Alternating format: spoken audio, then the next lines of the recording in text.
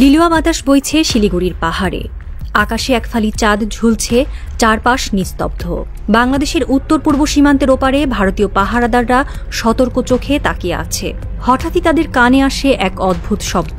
সেটি কোনো পাখির ডানা ঝাপটানোর শব্দ নয়, কিংবা সামরিক জেটের গর্জনও নয়। এটি ছিল এক মসৃণ, প্রায় নিঃশব্দ এক প্রযুক্তির চলাচল। বাংলাদেশের হাতে আসা তুরস্কের তৈরি বাইরাক্তার TB2 ড্রোন। প্রতিরক্ষা সূত্রের বরাত দিয়ে ভারতীয় মিডিয়ার দাবি, গত কয়েক মাস ধরে এই ড্রোনগুলো সীমান্তের কাছে নিয়মিত উড়ছে। বাংলাদেশ সেনাবাহিনী এগুলো ব্যবহার করছে নজরদারির কাজে, বিশেষ করে ভারত সীমান্তবর্তী অঞ্চলে। যদিও বাংলাদেশ দাবি করছে এসব ড্রোন তাদের অভ্যন্তরীণ নিরাপত্তা ও সীমান্ত নজরদারির জন্যই ব্যবহার করা হচ্ছে, তবে দিল্লিতে এ নিয়ে বাড়ছে উদ্বেগ। প্রশ্ন উঠছে, বাংলাদেশ কেন হঠাৎ করে এত শক্তিশালী ড্রোন নামালো এবং তার প্রকৃত লক্ষ্য কী?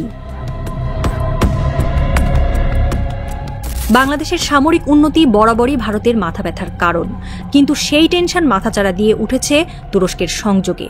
বাইরাক্তার TB2 ড্রোন বিশ্বব্যাপী আলোচিত। বিশেষ করে ইউক্রেন রাশিয়া যুদ্ধ ও আজারবাইজান আর্মেনিয়ার সংঘাতে এই ড্রোনের ভূমিকা ছিল নজরকাড়া।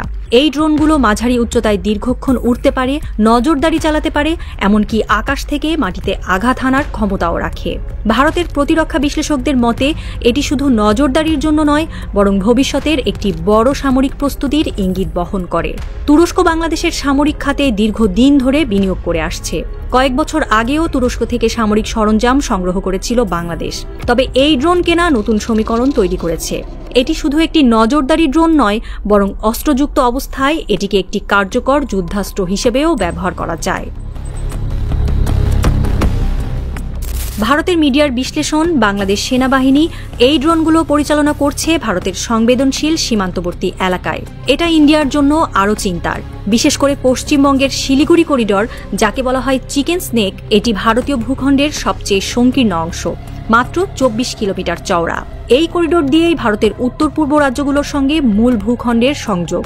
ভারতীয় সেনাবাহিনীর ত্রিশক্তি কর্পস, যেটি সিকিমে চীন সীমান্তের প্রতিরক্ষা ও শিলিগুড়ি করিডোর রক্ষার দায়িত্বে রয়েছে, সম্প্রতি টানা 1 মাস ব্যাপী যুদ্ধ মহড়া চালিয়েছে। মহড়ায় ব্যবহার করা হয়েছে শক্তিশালী T-90 ট্যাঙ্ক, যা মূলত উচ্চভূমি যুদ্ধের জন্য উপযোগী।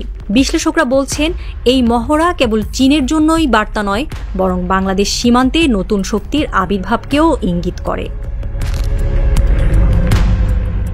বিশেষজ্ঞরা মনে করছেন, বাংলাদেশ যখন সীমান্তে বাইরাক্তার TB2 ড্রোন উড়াচ্ছে, ভারত তখন শিলিগুড়ির চিকেন স্নেক এলাকায় সামরিক মহড়া চালাচ্ছে।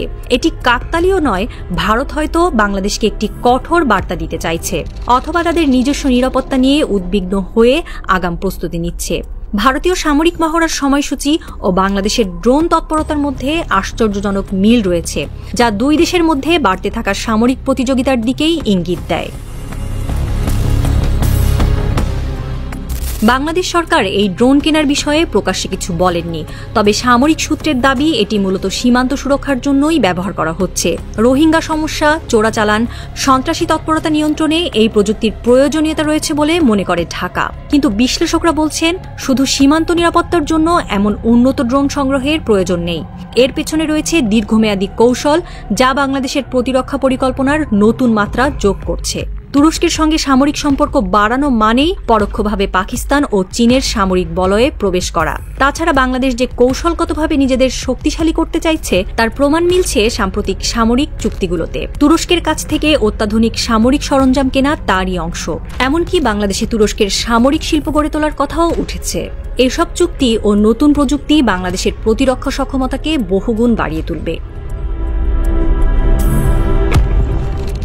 ভারতীয় গোয়েন্দা সংস্থাগুলো এখন বাংলাদেশের সীমান্তের কাছাকাছি এই ড্রোনের গতিবিধি নিবিড়ভাবে পর্যবেক্ষণ করছে। এরই মধ্যে ভারতের প্রতিরক্ষা বিশ্লেষকদের একাংশ বলছেন, বাংলাদেশ শুধু নজরদারি চালাচ্ছে না, বরং ভবিষ্যতে আকাশ প্রতিরক্ষা ও সামরিক কার্যক্রমের জন্য নিজেদের প্রস্তুত করছে।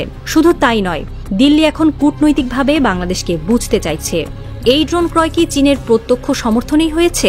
কারণ তুরস্কের সামরিক প্রযুক্তি ও চীনের ভূ রাজনৈতিক আগ্রহ প্রায়শই এক বিন্দুতে এসে মেশে। ভারত বাংলাদেশকে তার একটা অঘোষিত রাজ্য হিসেবে দেখে এসেছে এতদিন, তবে হাসিনার পতনের পর দৃশ্যপট পাল্টে গেছে। প্রফেসর ইউনুসের নেতৃত্বে নতুন বাংলাদেশের সাম্প্রতিক প্রতিরক্ষা খাতের উন্নয়ন, বিশেষ করে তুরস্কের সঙ্গে ঘনিষ্ঠতা, ভারতীয় নীতি নির্ধারকদের নতুন করে চিন্তায় ফেলেছে। ফাগুনের গভীর রাতে জ্যোৎস্নার আলো চুইয়ে পড়ছে। শিলিগুড়ি করিডোরের ওপারে ভারতীয় সেনারা কড়া পাহারা দিচ্ছে। এপারে বাংলাদেশ সীমান্তের আকাশে নিঃশব্দে উড়ে বেড়াচ্ছে বাইরাক্তার TB2। ভারতীয় রাডারে ধরা পড়েছে সেই গতিবিধি। প্রতিরক্ষা সদর দপ্তর থেকে সতর্কবার্তা যাচ্ছে সিকিম, আসাম ও মেঘালয়ের ঘাঁটিগুলোতে। হঠাৎ করেই সবকিছু বদলে যেতে পারে। একটি ভুল পদক্ষেপ, একটি ভুল বোঝাবুঝি অথবা একটি পরিকল্পিত কৌশল। দক্ষিণ এশিয়ার কূটনীতি আর প্রতিরক্ষা সমীকরণ এক নতুন মোড় নিতে চলেছে। বাংলাদেশ কি কেবল আত্মরক্ষার জন্যই প্রস্তুতি নিচ্ছে, নাকি এটি একটি সুদূর প্রসারী কৌশলের অংশ? হাজার বছরের ইতিহাস বলে বাংলাদেশ কখনো কোনো দেশ আক্রমণ করেনি, তবে আক্রান্ত হলে প্রতিরক্ষায় কোমর ভাঙা জবাব দিয়েছে। নরেন্দ্র মোদীর আগ্রাসনের মাত্রাই হয়তো নির্ধারণ করবে সীমান্তের ওপরে উড়ে চলা এই নিঃশব্দ ড্রোন শেষ অবধি কতটা নিঃশব্দ থাকবে।